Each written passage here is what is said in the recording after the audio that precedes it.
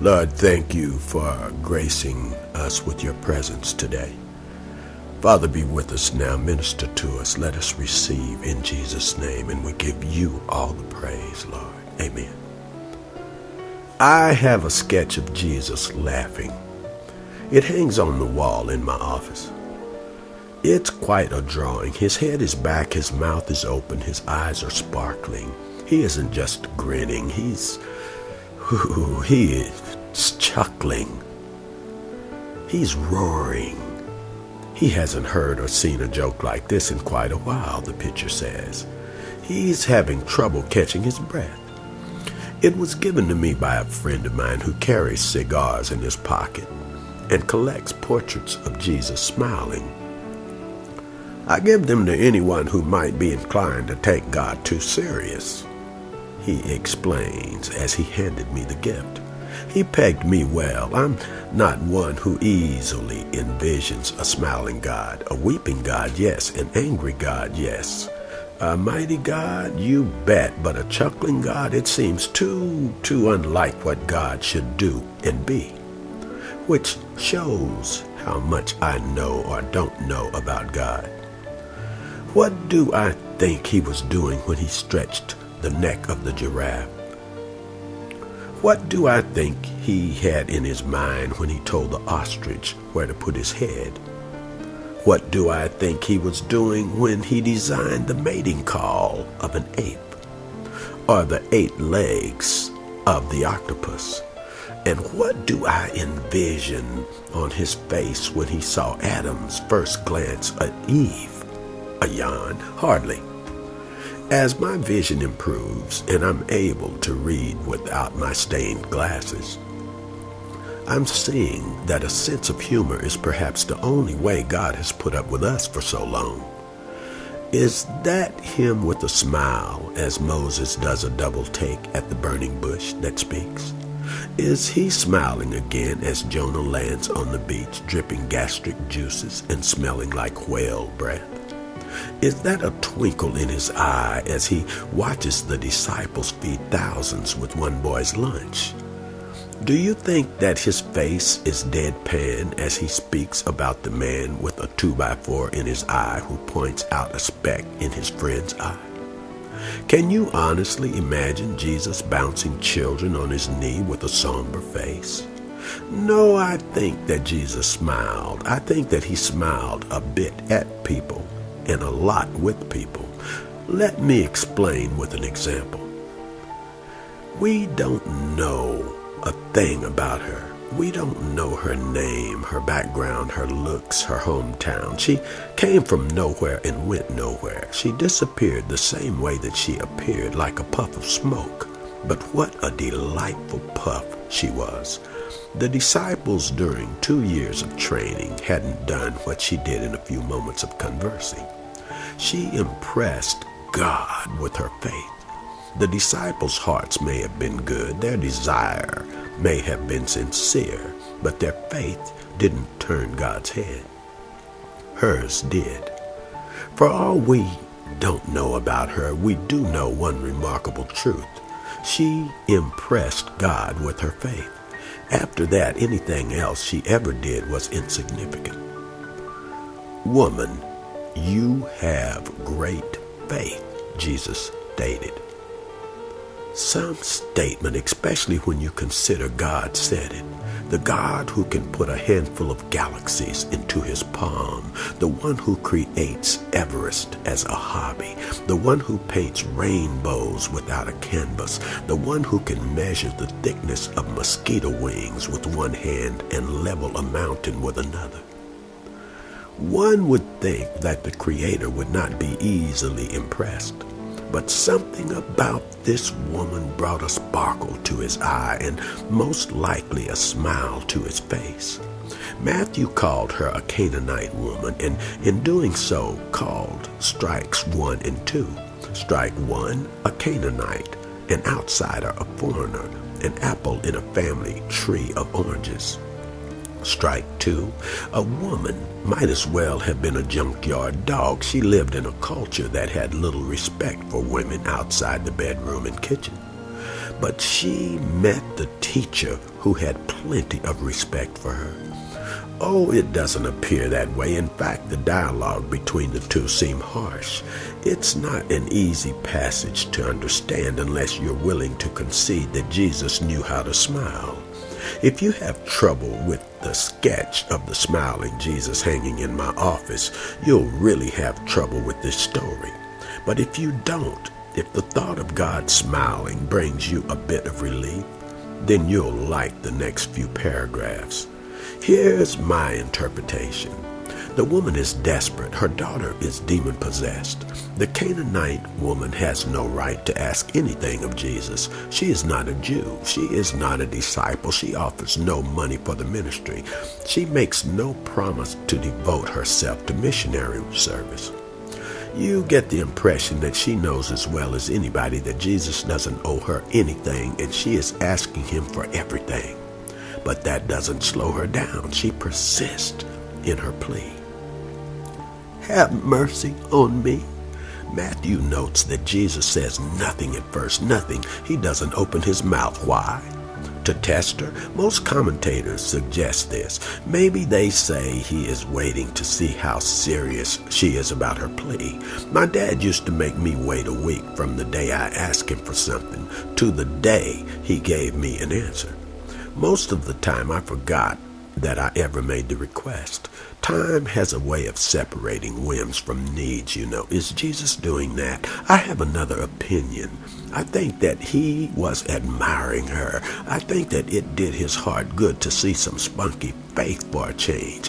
I think that it refreshed him to see someone asking him to do the very thing he came to do. Give great gifts to unworthy children. How strange that we don't allow him to do it more often for us. Perhaps the most amazing response to God's gifts is our reluctance to accept them. We want them, but on our terms. For some odd reason, we feel better if we earn them. So we create religious hoops and hop through them, making God a trainer, us his pets, and religion a circus. The Canaanite woman knew better. She had no resume. She claimed no heritage. She had no earned degrees. She knew only two things. Her daughter was weak and Jesus was strong. Now, the disciples are annoyed. As Jesus sits in silence, they grow more smug. Send her away, they demand. The spotlight is put on Jesus. He looks at the disciples, then looks at the woman. And what follows is one of the most intriguing dialogues in the New Testament. I was sent only to the lost sheep of Israel, he says. Lord, help me. It is not right to take the children's bread and toss it to their dogs, he answers. But even the dogs eat the crumbs that fall from their master's table, she responds. Is Jesus being rude? Is he worn out? Is he frustrated? Is he calling this woman a dog? How do we explain this dialogue? Bible commentators give us three options. Some say that Jesus was trapped. He could not help the woman because he had been sent first to the lost sheep of Israel. Neat theory, but full of problems. One is the Samaritan woman. Another is the centurion. Jesus had already helped Gentiles and stayed faithful to the focus of his mission. So why couldn't he do it now? Others think that Jesus was rude. Who can blame him? He was tired. It had been a long trip. The disciples were coming along pretty slowly, and this request was the straw that broke the camel's back. Like that explanation? I don't either.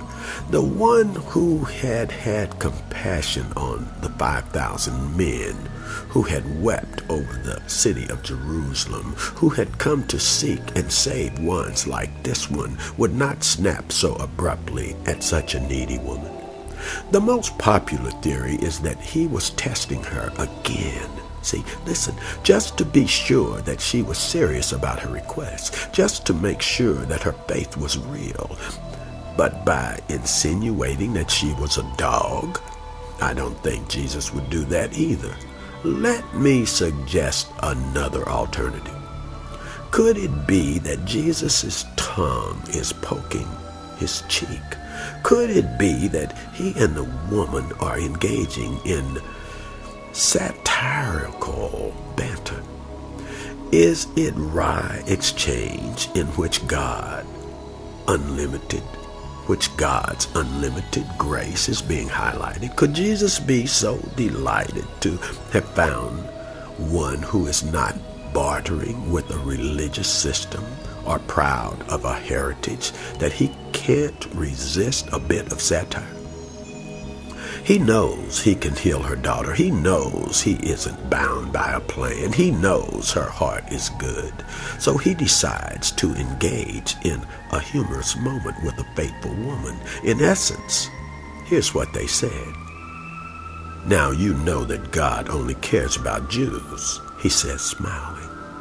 And when she catches on, she volleys back, "But your bread is so precious. I'll be happy to just eat the crumbs." In a spirit of exuberance, he burst out, "Never have I seen such faith. Your daughter is healed." This story does not portray a contemptuous God. It portrays a willing one who delights in a sincere seeker. Aren't you glad he does? The story is told about the time Napoleon's steed got away from him. Napoleon's steed got away from him. An alert private jumped on his own horse and chased down the general's horse. When he presented the reins of the animal to Napoleon, the ruler took them, smiled at the willing private, and said, "Thank you, Captain." The soldier's eyes widened at what he had heard. He then straightened, saluted, and snapped, "Thank you, sir." He immediately went to the barracks, got his bags, moved into the officers' quarters, took his old uniform to the quartermaster, and exchanged it for that of a captain. By the general's word, he had become a private turned commissioned officer. He didn't argue, he didn't shrug, he didn't doubt. He knew that the one who had the power to do it had done it, and he accepted that. If only we would do the same. If only we would have the faith of the private and the trust of the Canaanite woman. If only when God smiles and says we are saved, we saluted him, thanked him, and live like those who have just received a gift from the commander-in-chief. We seldom do that, though. We prefer to get salvation the old-fashioned way. We try to earn it. To accept grace is to admit failure, a step we are hesitant to take. We opt to impress God with how good we are rather than confessing how great he is. We dizzy ourselves with doctrine, burden ourselves with rules, think that God will smile on our efforts. He doesn't. God's smile is not for the healthy hiker who boasts that he made the journey alone. It is instead for the crippled leper who begs God for a back on which to ride. Such were the woman's words. She knew that her request was ludicrous, but she also knew that Jesus was Lord. Daniel's words could have been hers. We do not make request of you because we are righteous, but because of your mercy, Lord. She became banking on the hope that Jesus would answer her prayer based on his goodness and not her worthiness, and he did, with a smile. When I think about the prayers God has answered for me in spite of the life I've lived, I think he must be smiling still. So I think I'll keep his picture on my wall.